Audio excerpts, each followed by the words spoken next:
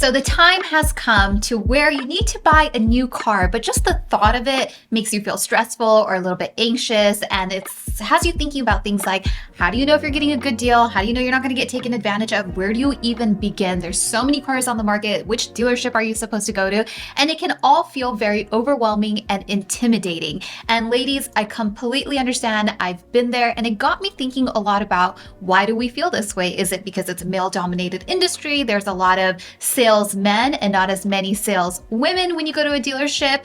But I actually think it's because, for whatever reason, throughout time, women typically aren't exposed to kind of the deal making when it comes to purchasing a car. I know for myself, I was thinking back at when I bought my first car, my dad actually went to the dealership and did the deal for me. So I never really got to learn the process or the art of the deal or how the numbers break down and what to look for. And I think throughout time, that is the case for many women, where we have the men in our lives help us get these car deals done. And so as a woman, when you have to go in and purchase a car on your own, it can feel overwhelming and sometimes anxiety ridden. And I believe that that comes from not knowing. It's the unknown, the uncertainty, because again, we haven't been exposed to it. So in this video, I'm going to walk you through the 3 steps that is going to make you feel super confident, and it's going to make you really feel like you know exactly what you're doing, and you're going to go in and get the best deal possible, and buying a car is going to be a breeze. Now, for me, when I started my Turo business and I started having to buy a large volume of cars,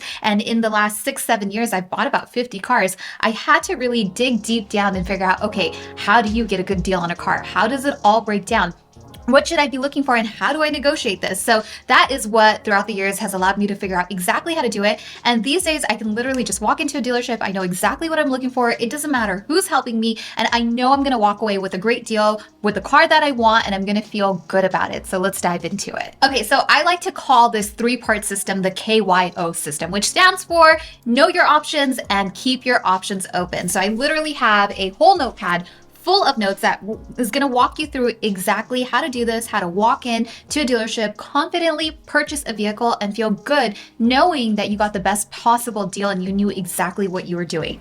Now, in this video, I'm going to give you guys sort of a broad overview, right? Steps that you can take immediately after watching this video. We're going to geek out on the car buying process. And if you guys like this video, comment below, because then I'll do a deeper dive, because we can go on forever about this. So ladies, this is just to dip our toes in, get a good idea, and get on our way, and get a general broad sense of how it all works.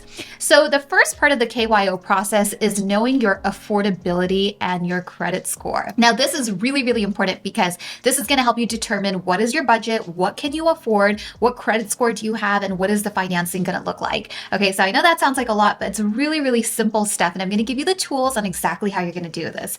So to understand your credit and your affordability, you're going to start with going to creditkarma.com, which is going to give you a free Vantage score, which is essentially a mirror of what your credit score is. So it's going to let you know, hey, you have a 720 credit score, which is a great credit score, which probably means that you'll be pretty easily able to qualify for a car loan at a good interest rate. And that, again, is all going to play a role into your affordability.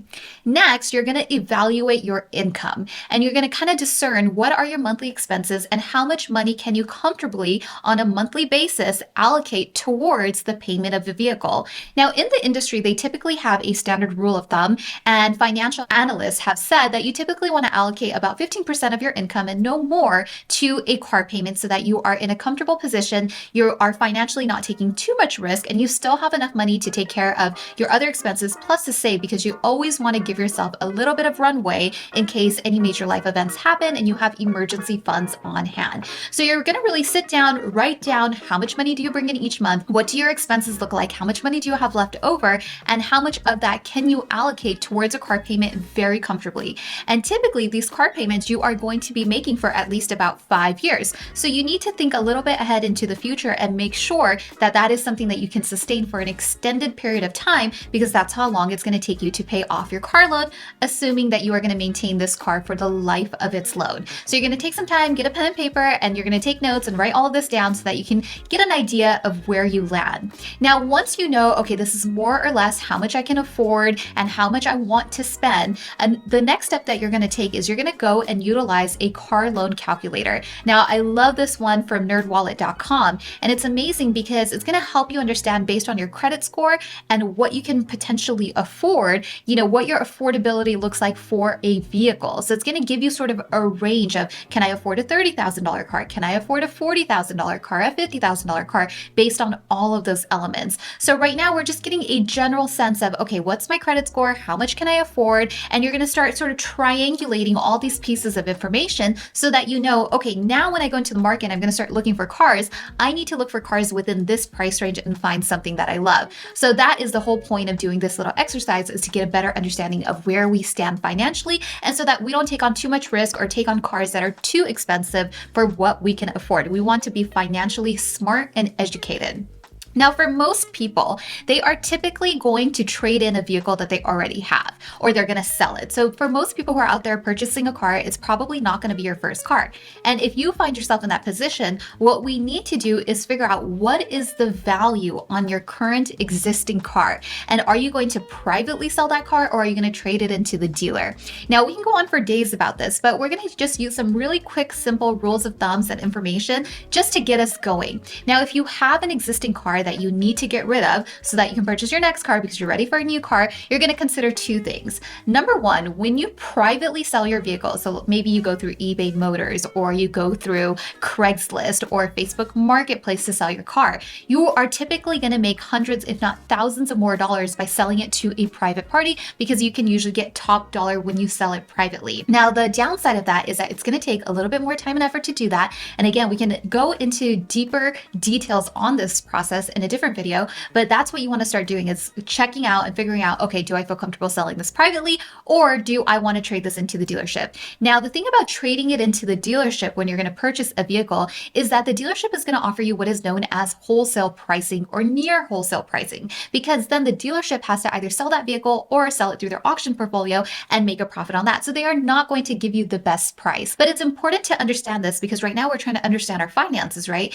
And we want to know, okay, if I sell this car for, let's say, $10,000, does that create an income of $10,000 for me that I can then allocate towards my next car? Or is there a loan on my existing vehicle that I need to pay off? Is that going to help me in the purchase? So this is going to help position ourselves and understand, okay, this is where we're at. If I sell this car for a profit, I can allocate some more money towards my new vehicle. So my advice is, if you can sell it privately, and if you can take out the time to do so and kind of vet your customers and take the time to go through people who are responding, because a lot of people are going to respond to your ads if you're trying to sell the vehicle, you can get top dollar. It's just that if you're willing to do it and if you have the time to do so. I am going to include some links down in the description below for some of the best sites that you can sell your vehicle on privately to make the most amount of money, so that you can sort of explore those resources. So this kind of completes part one of dipping our toes into getting the best car buying deal, especially as a female. So we want to understand our credit, our financial position, what we can afford, and then what we're going to do with our existing vehicle and how it can help towards our purchase. Okay, so step two is what I like to call pre-purchase research. And I think a lot of the fear of purchasing a vehicle, or the intimidation that we can sometimes feel, really comes from the not knowing, right? We don't know exactly what all of our options are, or exactly what we should be paying. And this is the part of the process that is going to totally eliminate that. I promise you. You follow these steps and you will walk into a car deal feeling so confident, knowing exactly what you should be paying. You will know exactly what you shouldn't be paying for, or any, frivolous fees and things like that a dealer might try to take advantage of you. You're going to know all of this stuff, and you're going to feel so good that you are so informed and educated, and you feel so confident in the car buying process.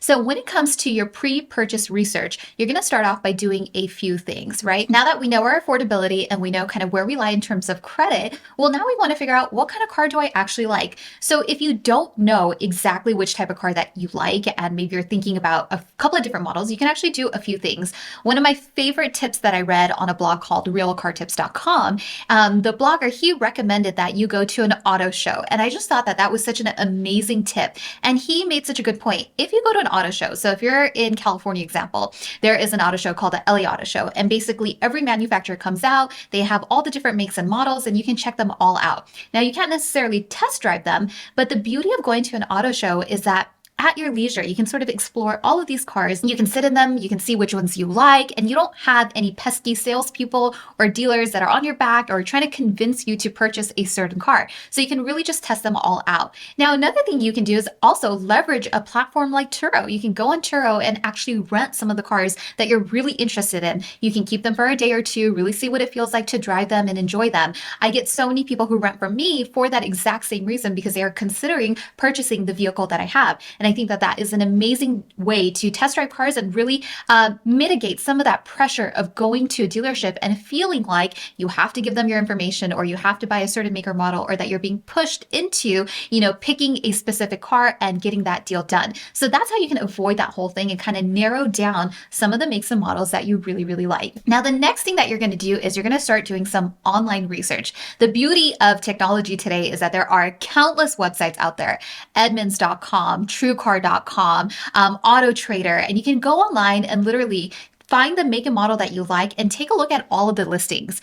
And immediately what you're going to start to see is a certain price range on the car that you like. So you're going to get a feel for, okay, I'm seeing prices between $40,000 and $45,000, and it's varying because of options and trim level. So you can really start to narrow down what these cars are going for in the market from all different dealerships. Now, the beauty of Edmunds and AutoTrader and websites like these is that they are really aggregating all the cars that dealerships have on their lots. They're putting them all in one place so that you can take a look at cars at dealerships that are within a 50-mile radius of you or a 100-mile radius of you. That way, you are really getting a true picture of what the price of these cars are, or what dealerships are trying to charge across your entire area, not just from one specific dealership. Now, I love TrueCar.com because it allows you to take the next most important step of the process.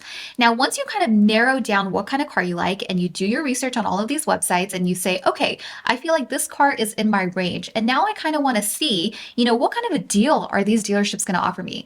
Well, you can actually go on TrueCar.com and you can request a quote from multiple dealerships, okay? And that is the amazing part about car shopping, is that cars are really not that rare. If one dealership has the BMW that you're looking for, I can guarantee you that probably 5 other dealerships also have that same or similar BMW that you're looking for. And what you really want them to do is to compete for your business. And you want them to know that you are shopping your options and that you know your options. That is the whole part and point of this process. So you're going to go through a website like TrueCar.com, and you're going to request a quote from the dealerships in your area on the vehicle that you're looking for.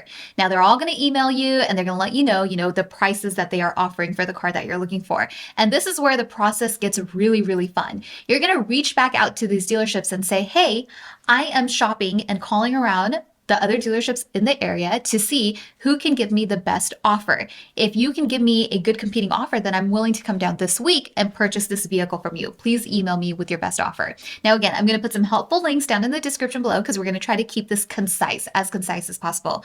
But the point is that you want to shop at least 7 dealers. 7 tends to be the golden number where you will eventually find a dealership that is willing to undercut everyone else in the area to get your business, right? So dealership 1, 2, 3, and 4, they are likely going to give you some of the higher prices. It's not until you get to 5, 6, 7, and 8 where you're going to start seeing better offers coming in. So quantity here is very important. So you want to shop as many dealerships as possible. Not every dealership is going to get back to you. Sometimes you can reach out to 15 dealerships and only hear from 7. So it's really a numbers game. So you have to be patient and really work your way through these dealers, go back and forth with them, and continue to emphasize the fact that you are calling around, you're talking to different dealerships to see who can give you the best offer, and then you are going to purchase from that person. So again, I'm keeping this really brief and simple to give you the general idea of how you're going to go into car buying and feel really confident. Now, as you go through this negotiation process, right? Let's say the car was listed for $43,000 and you got one of the many dealers that you reached out to email you back and say, hey, I can do this car for you for $38,000 if you're ready to buy. And you think to yourself, okay, that sounds like a great deal. It's the lowest offer I've received and I want to move forward. forward. Now, one of the things that you can do is just to double, triple check that you got the best deal possible is to ask the dealer for the invoice on that vehicle. So the invoice shows what the dealer acquired the vehicle for from the manufacturer, and it's pretty close to what the dealer actually paid. Now, sometimes the dealer has incentives and things called dealer holdbacks, which can really affect the true cost that the dealer paid for it, which sometimes can be a couple $1,000s below the invoice price, but the invoice is still going to give you a decent idea of what the dealer got the car for so that you know where you stand in terms of the price that you got, and you can compare the invoice to the MSRP and then to the deal that you got on the car. So if your car is either close to or below MSRP and pretty close to the invoice price or maybe slightly above the invoice price, these are all going to be markers of whether or not you got a good deal. Then you know exactly in full transparency what the deal looks like. So if you feel like, okay, you know what, I feel like I have a really good offer, it's for the car that I want or a car very similar to the one that I wanted, and I'm ready to move forward, the next thing you're going to do is you're going to email that dealer and you're going to tell them that you want a signed, written offer so that when you go into the dealership, there's no one that can deny you, oh, hey, we didn't make you this offer, or we don't have that car on the lot, or, you know, something random happened, right? Which sometimes some shady dealerships can do that. So you want a signed written offer with the final price that you guys have agreed upon so that when you go to the dealership, you're going to take that with you, walk in with total confidence, knowing exactly the deal that you got. And this is going to lead us into the third part of the KYO system, which is the in-person purchase. So finalizing the purchase.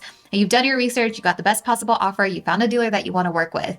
Now, a little fun tip here is if the dealer is within a 50-mile radius of where you are, oftentimes dealers will actually deliver the vehicle for you and come complete the deal at your house, which is really nice. I've done that before and it feels like such a luxury. So if you happen to be in that position, you may want to ask if they are willing to deliver the car to you, and that's going to help save you from going into the finance manager's office and going through that whole process, again, making the deal really easy for you. Now, if you do have to go into the dealership, you want to make sure that you take that signed paper offer with you so that you go in knowing exactly which car it was, what the deal was, and that the salesperson knows that as well.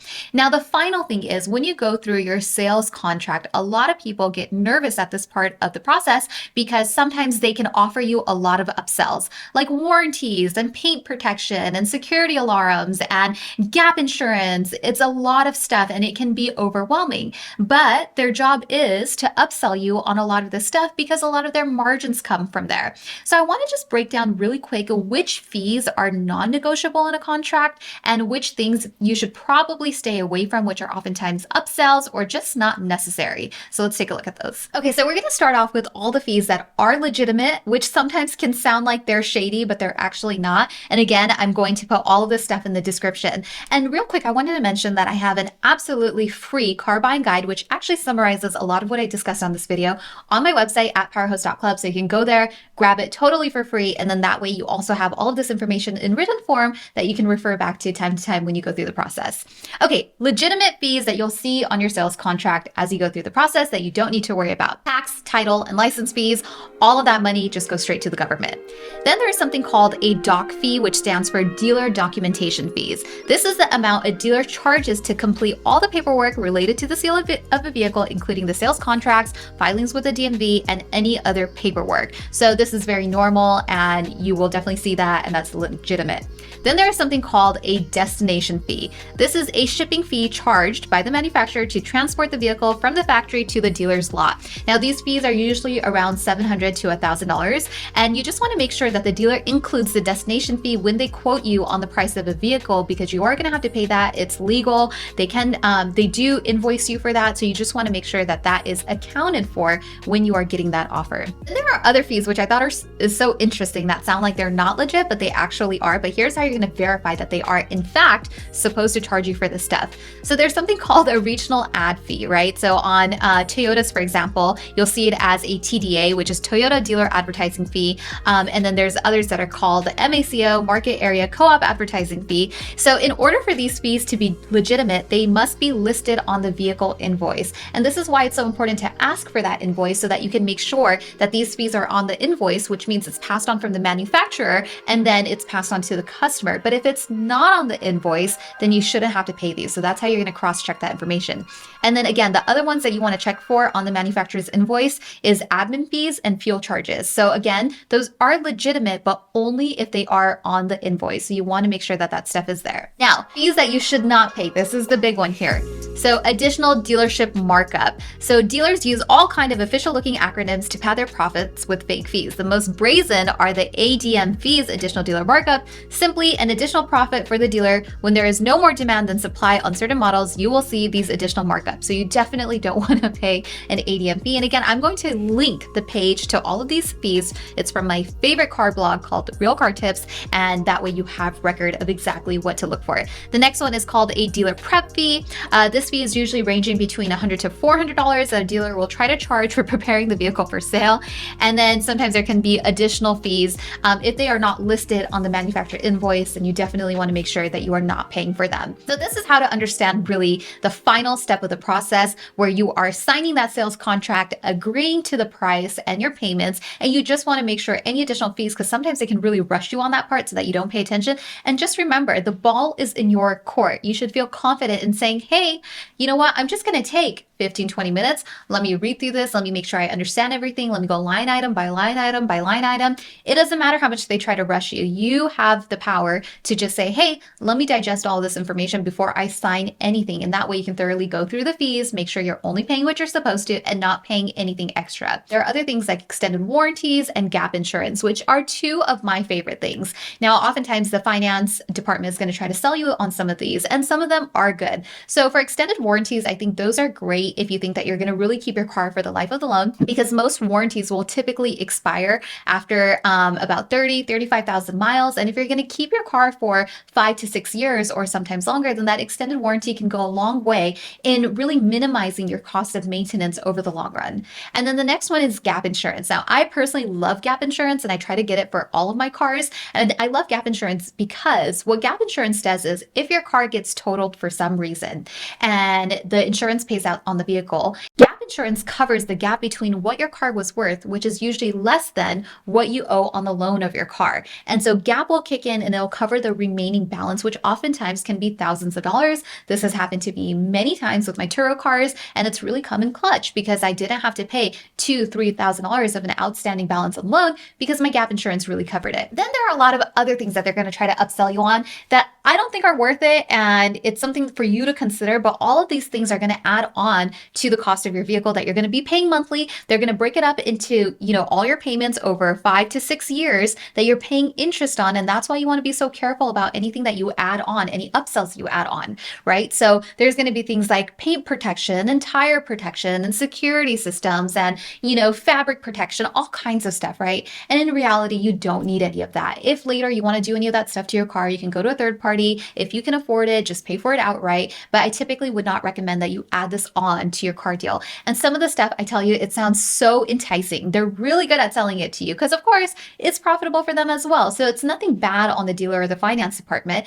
It's, their business model, but you really want to try to stay logical, stay rational, and stay on point. You did your research, you know exactly what you can afford, and you don't want to stretch that budget under the pressure of the finance department or the salesperson that's helping you out. And you should never feel like you have to purchase something when it's not necessarily the best decision for you. So ladies, I hope this helped you out. Again, this is just a very broad overview to help you get your toes wet and start the process of feeling more confident about walking to the dealership, purchasing a car, because you now know the art of buying a car and the art of a car deal, right? You understand it. You've been exposed to it now. So once you understand something, it allows you to feel confident. It allows you to walk in and say, hey, that's the car I want. This is what I can afford. And you're not going to be really swayed in any direction. So you don't have to feel intimidated or nervous or anxious or stressed. You can feel good about your decision and everything that you've learned and that you've known. So if you like this video, I will do more in-depth dives on all the different pieces of it because there's so much to know. There's endless amounts of knowledge, but this will be a really great starting point. Comment below. And once again, all the links are down in the description and you can grab that free car buying guide at powerhouse.club.